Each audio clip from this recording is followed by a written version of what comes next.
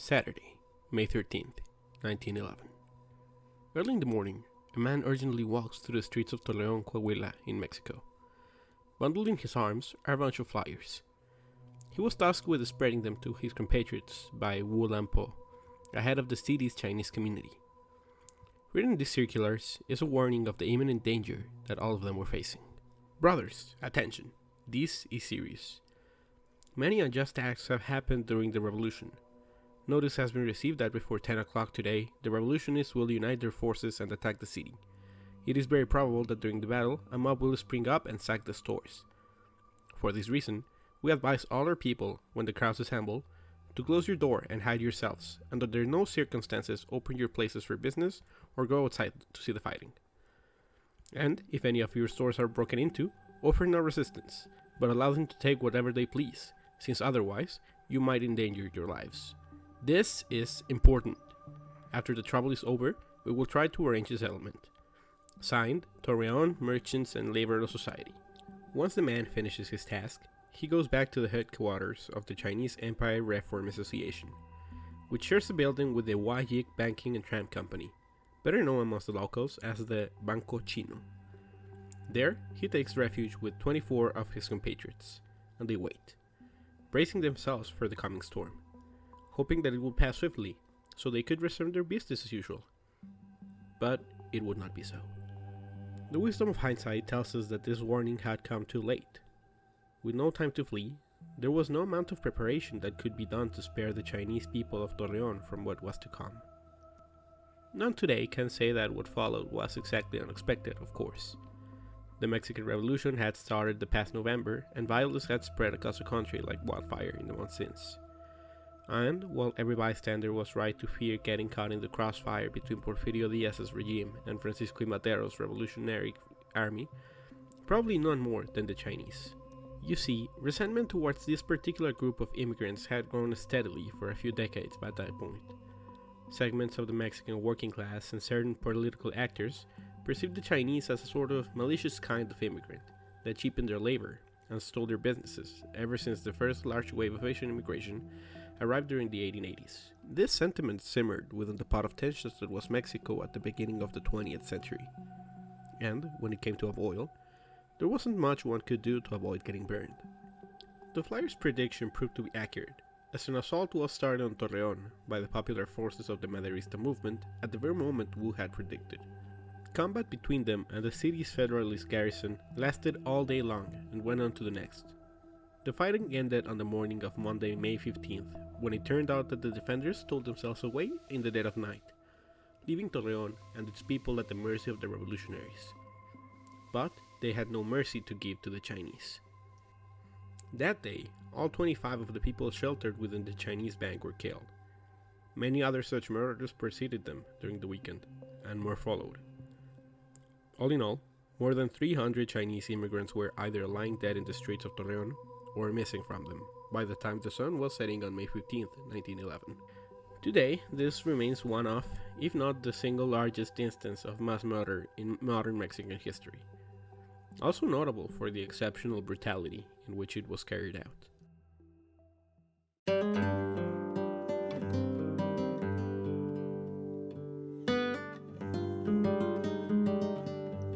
The land that eventually became Torreon is located on the east bank of the Neces River, within the central Mexican plateau, near a basin where the Mayran Lagoon used to be before it dried up. The climate is arid most of the year, but the river and the rainy season during the spring make agriculture viable.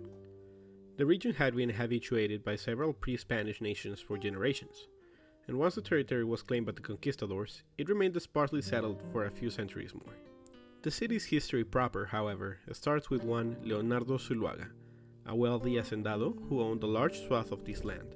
In 1848, Zuluaga started commissioning the building of several irrigation ditches, dams, houses, and the distinctive feature that would eventually give the city its name, a large stone keep, or Torreon. This landmark stood only until 1868, when abundant storms caused the river to overflow, resulting on the tower being torn apart. But its commanding presence had already etched itself into the memory of the people from the region, and the name stuck. Zuluaga managed the land for a while, and it started to prosper. When he passed away, the haciendas passed to his widow, Luisa Ibarra, who continued maintaining them for a few years. But in 1876, she eventually decided on selling most of her holdings to Rapp, Summer and Company, an investment group headquartered in Mexico City, but sustained with German capital. The owner, Walter Hermann, was unable to go about his business in the capital while also dealing with their new investment, so he delegated Andrés Guillermo Epen Aschenborn to handle it. Andrés was a first-generation Mexican born to a German couple, and he is considered to be one of Torreon's founders. Under his management, the hacienda's production of cotton, cereals, and assorted vegetables grew exponentially. More jobs were created, and people started to settle around the area. This kind of rapid development doesn't come without issues, however. It didn't take long for Japan to realize that they didn't have the means of efficiently transporting their growing amounts of produce to be sold elsewhere. Fortunately for him and his employers, this was the age of early Mexican industrialization, which meant railways were being built left, right, and center. And it just so happened that there were plans of raising a station somewhere within the area, as a part of the line that would connect the city of Zacatecas to Paso del Norte, Chihuahua, now Ciudad Juárez. There were two competing bids for the project, one by Durango State Governor Francisco Gómez Palacio, and another one favored by the Ferrocarril Central Mexicano, the company that handled the actual construction. The former wanted the railway line to go through the city of Durango, arguing that his state needed the connection in order for its economy to survive. The other camp, mostly consisting of the company's foreign stakeholders, wanted a location within the Laguna region, because it would be cheaper to build and more direct. The federal government of President Manuel González initially backed Gómez Palacio's bid, but it was shut down by the Ferrocarril Central Mexicano. The terrain of Durango was too mountainous compared to that of the Laguna, making Gómez Palacio's proposal simply too expensive to be justified. Seeing an opportunity, Andrés Epen convinced Luisa Ibarra to donate some of her remaining lands for the station. The stakeholders liked it, and then the federal government approved it, and so the matter was settled. El Torreón would be a part of the new railway line. The Ferrocarril Central made its first stop on the station on September 23, 1883, followed by the Ferrocarril Internacional 5 years later. Immediately after the station's opening, Epen and his associates started working on a plan for building the first blocks of what today is Torreon's downtown. The planification was done by November of that year, and more construction ensued. By 1893, the settlement's population reached the thousands. That year, a neighbor association had formed, and they presented a petition to the state government to give their congregation political recognition. Approval was granted swiftly, and Torreón was granted the administrative category of a villa, and became its own municipality, meaning that the residents would be able to choose their own political representatives. Schools, hospitals, hotels, banks, theaters, restaurants, grocery stores, and many more such places started to pop up. The population kept growing, and investments kept on coming. Torreón became an important regional hub for trade and started to attract people from all over Mexico, and even other countries, including, of course, the Chinese migrants, some of whom had worked in the railway construction and had decided to stay.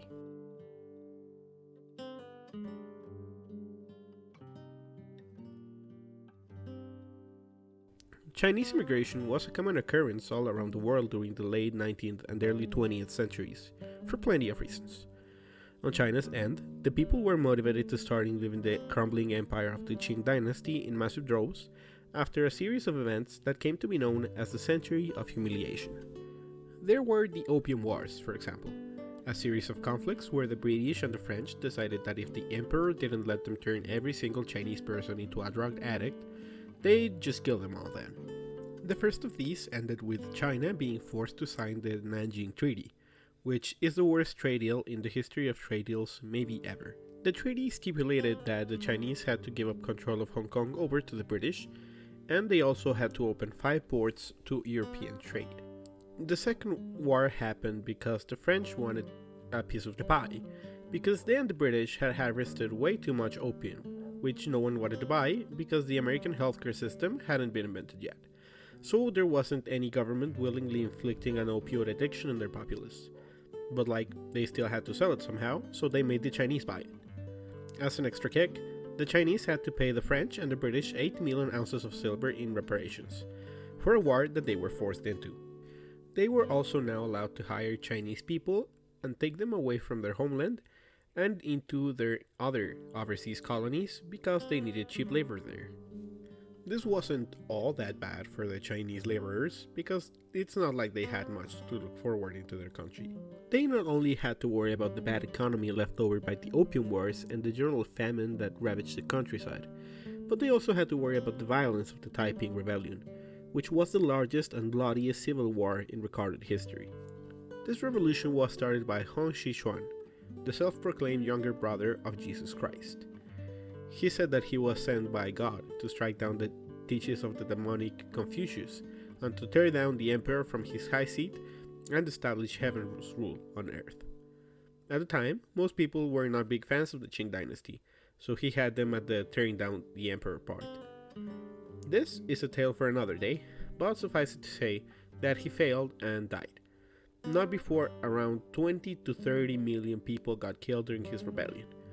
Because saying that you are the son of man and having a cool demon-slaying sword isn't enough to run a country, especially when you repeatedly failed a test that determined whether you were fit to public office. Also, he didn't even slay any demons with his cool sword, he just swung it at some books. On a somewhat lesser note, because they happened later down the line, were the Boxer Rebellion and the First Sino-Japanese War. The first was yet another uprising, but this time, instead of saying that the emperor was a demon, they just thought he was an incompetent hack who could not stand up to the Europeans for their people and allow them to do whatever they wanted. And the second one was when the Japanese first started to emulate the West, like a middle schooler who starts hanging out with the bullies and acts like them so that they aren't the ones getting bullied. And so they tried the trendy new hobby of stealing China's lunch money. All of this is to say that, as a Chinese person living at the time, you had more than enough reasons to get out of your country by any means necessary, which often meant working for dirt cheap. This was taken advantage of by pretty much every other country. This was an era of industrialization around the world, which saw rapid economic growth. In order to meet demand, capitalists needed a way to upscale production and fast. Fortunately for them, there was a specific group of people who were willing to work long hours in terrible conditions, for which they could be paid a miserable salary. Thus, Chinese labor came to be in great demand all over. Diasporas formed in Australia, Europe, and all over the Americas. They proved to be remarkable assets for capitalists, not only because of what I already said, but because of a side effect that employers noticed rather quickly. The vast majority of their Chinese workers, of course, could not speak the native language of whatever country they were taken to, which made organization between them and other laborers very difficult. It wasn't uncommon for a strike to be organized by native workers, only for the Chinese to show up to work anyway, not because they were scabs or anything malicious, but simply because it was impossible for them to get the information through. This, in turn, served to divert the workers' attention away from the capitalists and into the Chinese, which resulted in resentment towards these fellow workers, rather than to the ones who created these conditions in the first place. In many places, the issue of Chinese immigration was relevant enough to warrant legislation, such as the United States Chinese Exclusion Act of 1887, which banned these workers from entering the country entirely for a long while. In Mexico, the Chinese started to arrive around the 1870s, when the country first started its industrial development under the regime of president-turned-dictator Porfirio Diaz. Part of his government's policy consisted on populating the northern region of the country, which historically had been relatively desolate, with the intention of making it more productive. This project included the construction of a railway system that communicated the whole country, along with the implementation of telegraph and telephone technology, as well as jump-starting the country's industries after they were stunted by its own series of foreign interventions. At least the Americans left us alone after we gave them half of our land, and we managed to kick the French out when they were busy fighting back in Europe, and the Spanish started to get over a bad breakup. The poor Chinese still had like 70 years of this shit left to go. Anyway, all of these grand projects needed lots of people, which Mexico simply did not have, and those that it did weren't thrilled to go live in the desert. So, Porfirio and his pals had decided to look elsewhere. They concocted a great plan for this, which was offering specifically European and American individuals to come colonize, which would also help their efforts to, how to say this, whiten Mexican culture. They essentially went around offering Europeans and Americans some land where they could plant cotton or something and tried to sell them on the trains because Europeans like trains or something. But pretty much no one took them up on it because the deal kind of sucked. Well, except for the Mennonites, but only because literally nobody else wanted them around, which, for the record, I never understood. So, sure, they are a little odd, but they know how to make some great fucking cheese. Here in the Estado Grande of Chihuahua, we are proud to have you, Mennonites. We appreciate your great cheese crafting skills. Let the Americans keep their gross pre-shedded bagged abominations. Unfortunately, the cheese is nice and all, but it wasn't enough to meet the demands of the Mexican capitalist interests, much less of the foreign ones, because the economy, sadly, doesn't run on little Chihuahua-shaped slabs of cheese. So, Diaz and his government had to find a cheap source of labor that didn't mind long hours of work in harsh conditions, who they could exploit without consequence. And so, Chinese people started pouring into the country and settled into life within Mexico. They mostly spread to the regions that the Porfirian government wanted them to go to, like the states of Sonora, Baja California, Chihuahua, and Coahuila. By 1911, there were at least 4,187 Chinese migrants in the country. Most of them were young men, as is usually the case with this type of migration. They left their families behind, to whom they would send whatever part of their earnings as they could muster. Mostly they worked as farmhands or in the construction of railways. Some of them, however, managed to start their own businesses. Chinese-owned restaurants, grocery stores, laundromats, shoe shops, and other such establishments were commonplace wherever these people were to be found. This was especially true of the Chinese community of Torreon. Having been a part of the city's history pretty much since the beginning, they numbered at around 5 to 600 by 1910, representing 3.5% of the city's population.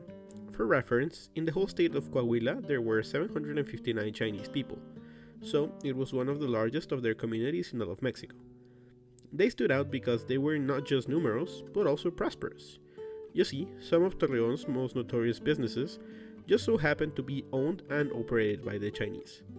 At their peak, there were at least 18 of such establishments, including 8 orchards, 6 grocery stores, a restaurant, a laundromat, and a hotel, as well as the YG Banking and Tram Company, colloquially known as the Chinese Bank.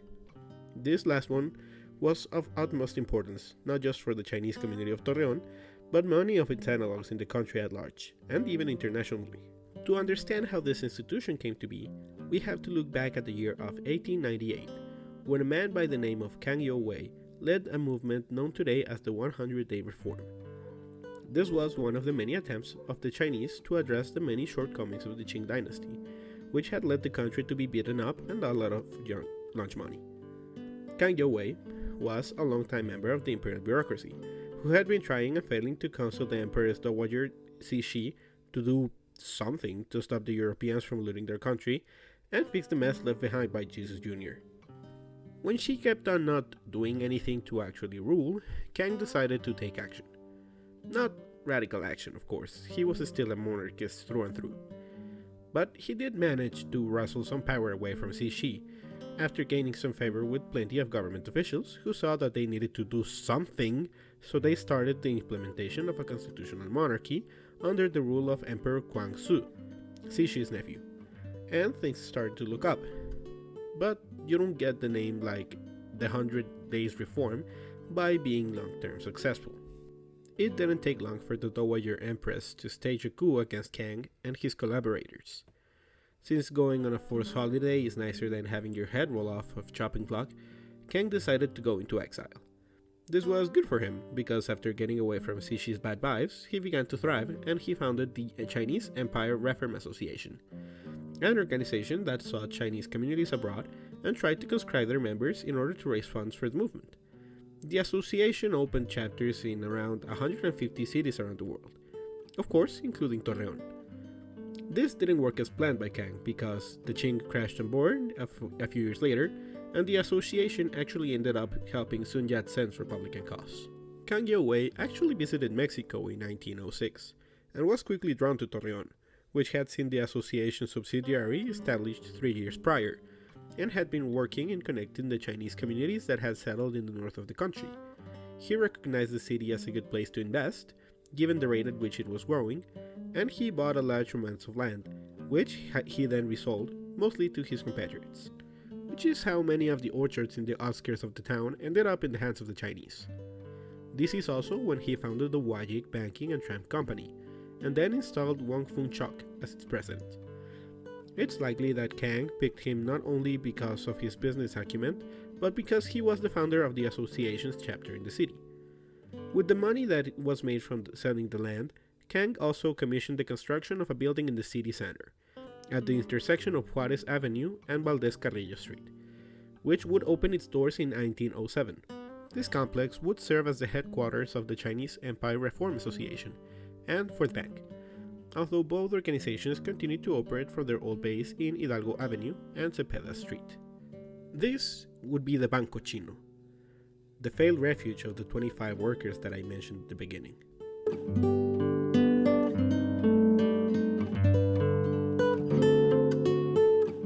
By the year of the building's inauguration, the Chinese community in Torreon was numerous and prosperous, so it would appear that they were set up for long-lived success. This, of course, was not the case. You see, this prosperity was anomalous during the time, as these were the years just prior to the explosion of the Mexican Revolution. The country had been under the regime of President Porfirio Diaz ever since 1877, whose rule was marked by profound inequality. Mexican workers labored for hours on end for little compensation. They were essentially held hostages by their employers thanks to the system called tiendas de raya. These were stores owned by the employers where their employees were essentially forced to buy from, because they weren't paid in cash but with vouchers or tokens that could only be used there. Whenever someone couldn't afford to pay, the store would give them the goods, provided that they would be paid back with interest. Workers would accumulate so much debt to their employers in this way that most of them died without ever paying it back, at which point their children would have to take it on, creating an endless cycle of servitude. You could also not go work somewhere else without liquidating your debt, and since this was all perfectly legal, anyone who was caught trying to escape would be chased and captured by law enforcement and be brought back to their employer, if not imprisoned. So, several uprisings and strikes took place during Diaz's presidency, such as the Cananea Strike of June 1st, 1906, which happened in a mining town in the state of Sonora.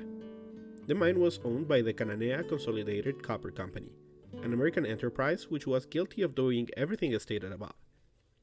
The strikers were influenced by the thought of the Partido Liberal Mexicano, led by Ricardo and Enriquez Flores Magón. These two brothers were staunch opponents of Diaz and had been at the forefront of the resistance for years, to little success, until this strike. More than 2,000 Mexican workers were part of it, all of whom demanded to be paid equally as the American miners who had also been brought to labor in the mines. The strike was suppressed within 2 days by a concerted effort between the rural police and the American Rangers. 23 people died, 22 were injured, and 50 were arrested as a result, and nothing much was accomplished, other than the destruction of a lumber mill, wood warehouses, a seed tank, and the forage depot. And, although the strike itself had failed, it set a precedent which would be followed by other Mexican workers for years until it all blew over into the Revolution of 1910.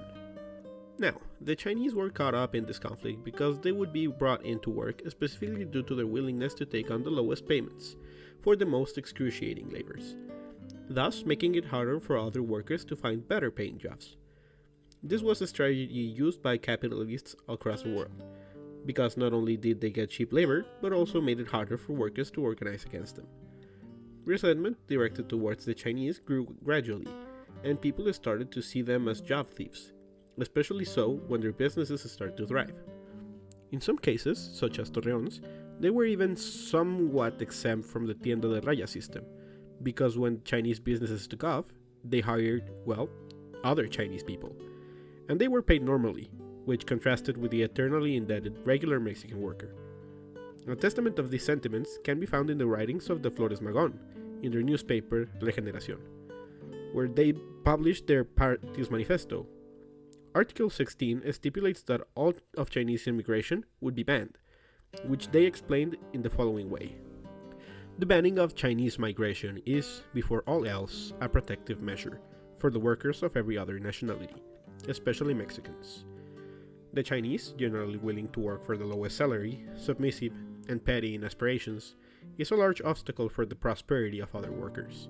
Their competition is pernicious, and it is to be avoided in Mexico.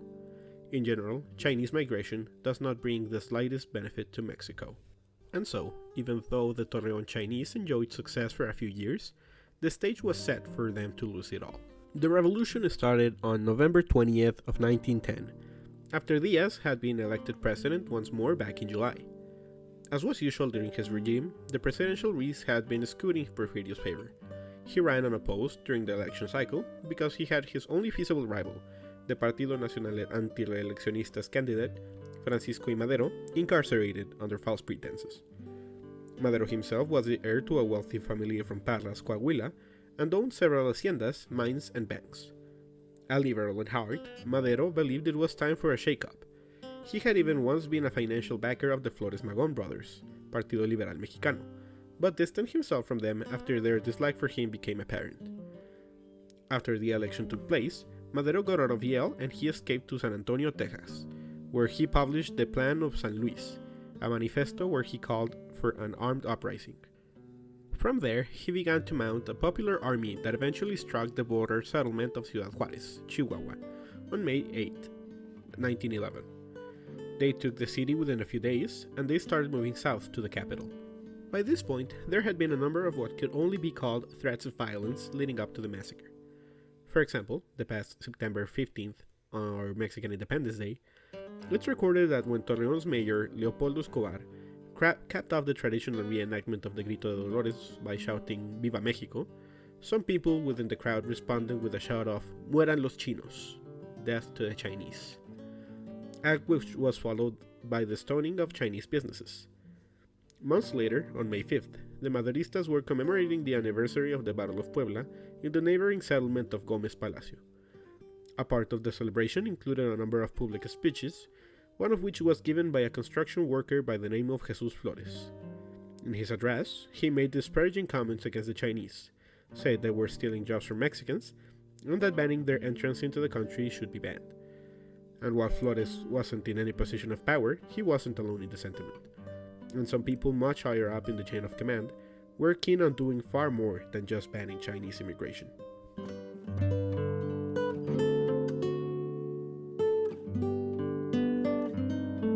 The Maderistas that were part of the aforementioned Cinco de Mayo celebration were a garrison led by Emilio Madero, Francisco's younger brother, who were threatening an attack on Torreon after taking Gómez Palacio and Lerdo. These three cities are so close to each other that today an outsider might very well cross between their borders without even noticing. Conflict was imminent. Emiliano Lojero and Francisco del Palacio, the remaining Porfirista authorities in Torreon, made preparations for the coming battle with what little men they had, knowing they couldn't count with reinforcements, or even the city's people. They rose parapets and dug trenches on the outskirts of the city, and stationed what troops they could to spare to man them. They also called for a meeting on the 12th of May with who they thought could be the most sympathetic groups to the officialist cause: the city's businessmen and the foreign diplomats that were there at the time. They convened at the Chinese bank's premises, where they pleaded their case, asking for them to fund an armed squad who could bolster their 700 men against Emilio's 2,000. This was a fraud attempt. The foreign diplomats and the Chinese businessmen were hesitant to throw their lot with anyone and decided to stay out of it. Worse for them, among the Toledo natives that were present, most of them were Maderista sympathizers. So not only did they not find any men or money, but they were also giving their game away. Having been part of the meeting, Wu Lampo was distraught with the idea of what was to come, and so he wrote the note that opened this video. Just as he predicted, the Maderistas began their assault of Torreon at 10 a.m. on the 13th of May. These attackers were not exactly as a unified force, however, due to the fact that not all 2,000 of them owned their direct allegiance to Emilio Madero, but to individual caudillos, meaning that organizing a perfectly coordinated assault was not possible. And so, even though progress was made, the day ended without them taking the city. Most of the fighting was concentrated at the outskirts of the city, where most Chinese plantations just so happened to be. Both camps settled in them for the night, in fact, while their owners and workers tried to keep a low profile, which they did, at least for that night. The morning after was an even less eventful day of fighting, which ended at around noon. Later, however, the Maderistas decided to round up all of the Chinese leaving the territory they had taken so far, and without much ceremony, they began murdering them. Some were shot one by one, others they put in groups, and they were shot at will by several men. Others were mutilated. Some sources even tell of horse pulling, but none of these are first-hand accounts. A local rancher by the name of Francisco Almaraz protested these acts. He was also shot, and his body was discarded, along with the Chinese he tried to defend. While this happened, the remaining Porfiristas sneaked away from the city, leaving it for the taking for the Maderistas. Once they found out their enemy's escape, at around 5 a.m., there was no hesitation on the taking of the city, although it seems most of the high command wasn't aware of this until later. And the first to ride into the city were the troops stationed closest to it, which were around 400 soldiers, according to first-hand accounts.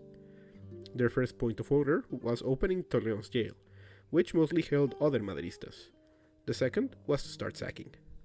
A quack, who called himself a doctor by the name of José María Grajeda, waved the Mexican flag while on top of a horse and shouted, "Let's kill some Chinese, boys!" Grajeda would be the only person arrested that day for taking part of the massacre. While they made their way downtown, the soldiers, now turned looters, began asking the locals for where they were being shot. Without further questioning, they entered the buildings to which they were pointed. If a Chinese person was found there, they killed them and they threw their crops on the street. This was when the looters found one of the measures the Chinese had taken to save their worldly possessions from them. After Wu's warning, they had stashed money and jewelry away on their shoes, thinking they themselves would not be harmed. After this was found out, the men, women, and children of Torreon started taking the shoes from the lifeless bodies of the Chinese neighbors, in hopes of finding a coin, or maybe even a bill. There are also accounts of kids kicking their heads. This was just cruelty though, no profit motive behind it. They eventually reached downtown, where the Chinese bank was. The looters began pounding on the door and shouted threats against the 25 Chinese hidden in the building. Benjamin Argumedo, who was leading the crowd, says that when they broke through, the Chinese received them with heavy shooting. But later investigation indicates that this was not the case, and any shots from the Chinese side were last-ditch defense measures, which were taken as an excuse by Argumedo. All that is certain is that he ordered a group to enter, who killed all 25 refugees and stole 100,000 pesos from the bank safe. They then moved on to sack the Puerto de Shanghai, which was likely the largest Chinese-owned warehouse in the country. Then was the turn of the smaller stores and restaurants. From one of them, they hung the proud blue dragon, who bore its claws against a red sun on a yellow field of the Chinese flag. It was torn down and ripped to pieces. By this point, actual Maderista officials entered the city, and while they didn't partake in the massacre, they didn't try to stop it either. Their next target was the La Bandera de Vapor Oriental, where another 25 Chinese people were hiding. The owner and 4 employees tried to refuge themselves underneath a heap of tinder, but that was the first spot where the looters looked at. All 5 were shot and killed, and 2 of their corpses were tied to horses and dragged down the street. When Samuel Graham, an elderly American neighbor, asked a looter why they were doing all of this, they simply responded, "We don't want them." The 20 remaining employees of the laundry managed to jump the wall that divided their building from a factory belonging to one José Cadena. When one of his men found them, he was called immediately and was asked what to do about them. When one of the Chinese, in a broken and panicked Spanish, tried to explain the situation, he decided to give them refuge. All 20 of them survived for 14 hours until it was safe to go outside. Cadena wasn't the only compassionate Torreon neighbor, but he was one of the lucky ones. Those who were found hiding Chinese people were killed, all the same as the refugees. The massacre only began to wound down when Emilio Madero himself entered the city at 10 a.m., at which point half of Torreon's Chinese were dead, barefoot on the street. Even then, the broken down leadership of the Popular Army meant that violence didn't really stop until 6 hours after Emilio's entrance to the city. Even then, around 130 Chinese corpses littered the streets of Torreon until Connor Cummins, a British ambassador, told one of Emilio's top brass to give them a humane grave. They gave the task to Cummins himself, along with 3 wagons with which to carry the corpses. They dug a 40-meter-long common pit, in which they buried 205 Chinese corpses. All in all, between 249 and 303 Chinese people died along the stretch of the Battle of Torreon. possibly making it the largest single massacre in modern Mexican history. After the massacre ended, it didn't get much better for them. Around 180 and 200 of Chinese residents were rounded up in a lumber mill and were left there without food or water for 3 days, until a man by the name of Cristiano Hernandez gave them the same thing I had for breakfast: bread, coffee, water, and cigarettes. In the meantime, however, the guards beat them up further and stole what little they had on them. They were not let outside until the morning of the 18th of May. Here, I'd like to make an aside for the account of a Chinese survivor by the name of Walter J. Lim. Lim was a medical doctor of renown within the city and one of the community's leaders. He says that he woke up on the morning of the 15th of May and began his routine as usual and made his way to a clinic he shared with another doctor. He found it empty, and so he went to another clinic he worked at with one Jose Maria Rodriguez. By a stroke of luck, he managed to avoid the Maderistas during both trips. He stayed at the clinic until around 8:30 a.m., when he had treated all the injured who were there. When he came out, the true magnitude of chaos became apparent to him. He saw a horde of people carrying out all sorts of things, and when he stopped one of the members to ask where he got the loot from, the response must have chilled him. He had gotten it from a soldier who himself had taken it from a Chinese store. It didn't matter if the realization had dawned on him by then, because another colleague then arrived on his car and spelled out the situation for him. Dozens of his compatriots lay dead on the street. At that point, he was faced by a choice: stay and go hide, or go out and help. He took 2 stretchers from the clinic, loaded them onto the car, and left for downtown. When they reached the bank, the rioters saw him, a Chinese man in the car, and demanded he was given to them to be killed, ignoring his garb as a doctor and his Red Cross bracelet. When the car was stopped, Lim's colleague ran and escaped without him. Another stroke of luck hit him, however, and some among the crowd recognized him as the man who had once healed and cared for them and their children, and stopped him from being murdered. He was then taken to Agustin Castro, Emilio's commander, who later gave command of the burial to Cummins. He sent them to Gómez Palacio along with 6 plantation workers to be trialed for, allegedly, shooting at some Maderistas. Along the way, a lone rider stopped the group to acquit at least Lim. He tried to go back to Torreon, but wasn't allowed to, for his safety, and so he went along to Gómez Palacio. On the morning of the 16th, he was called by Juan Ramirez, an official in charge of the Gómez Palacio garrison, to witness the questioning of the 6 plantation workers who had come along with him. All of them denied having shot at anyone. When the interrogation went nowhere, Ramirez sent them to their cells, and asked Lim to question them one-on-one, and promised them that no harm would come to them if they confessed. He did, but they all maintained their innocence, at which point he asked to speak with the accuser, who only said he had heard rumors that some Chinese shot at soldiers, and, well, they were Chinese. After that, the charges were dropped, under the promise that Lim would take them there to be questioned again, if necessary. It was not. On the 17th, Lim was asked to be a part of the search and research operations squad and to evaluate the damage. He found no one to rescue, but he did see lots of damage. The day after that, he returned to Torreon, where the American ambassador and his personal friend, George C. Carruthers, visited him. He described him as a spaced out and like he didn't know what to do. A broken man. News of the massacre didn't break until the 22nd of May, because the telegraph lines had been cut off during the battle. That day, the Chinese Business Commission leader, Xun Ai-sun, received a message from the subordinate saying of the following: "I've received word from a representative in Torreon, Coahuila, Mexico, informing me that 224 of our compatriots were killed in the recent conflict there." He immediately forwarded the message to León de la Barra, who, in 4 days' time, would become the interim president of Mexico, and asked that he confirm the veracity of the information. Given that communications with Torreon remained down, de la Barra sent the following telegraph to Jesús de la Valle, the governor of Coahuila. "The Chinese business delegation tells me that 224 of his compatriots were killed during the recent conflict in Torreon. As we completely lack communications, I beg you tell me what you know about the incident, as it really alarms me such an amount of dead foreigners." 2 whole days later, de la Valle responded: "Although there are no communications with Torreon, which is occupied by rioters, I know by way of a particular person which came yesterday that this news is unfortunately true regarding the death of 224 Chinese, between children and adults, causing them great damage in their property.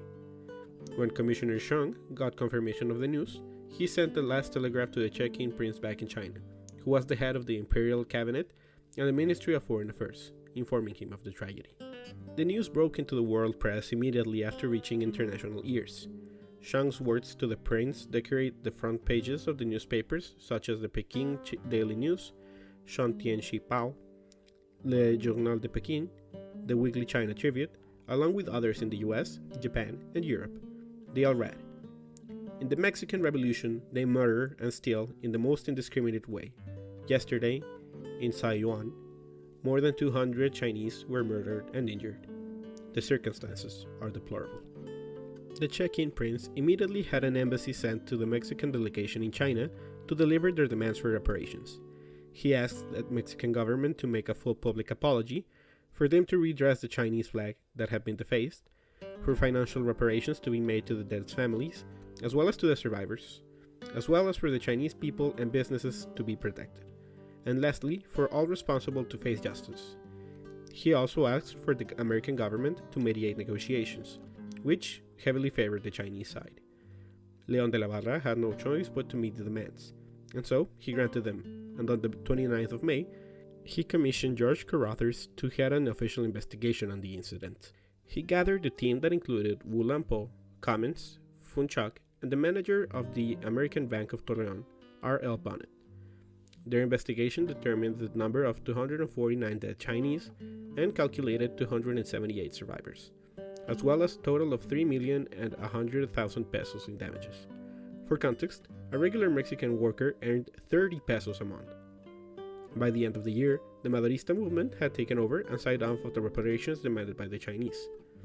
In December, another memorandum came out, which named 9 responsible people for the massacre. Jesus Maria Grajeda, the quack who arrested the same day of the incident, Benito Bradley, a companion of Grajeda's, Anastasio Rosales, a Maderista chief accused of killing no less than 19 Chinese, Estrada Vaca, Anastasio Saucedo, Benigno Escajeda, y Gonzalo Torres, all already in jail, and Aureliano Villa y Florencio Menchaca, both at large and with arrest warrants. There was a 10th guilty name in the memorandum, in addition to this, the nameless mob, who not only ripped out shoes, kicked motionless bodies, and trampled them as they ran away with what used to be their patrimony, but also stood and watched as it all happened.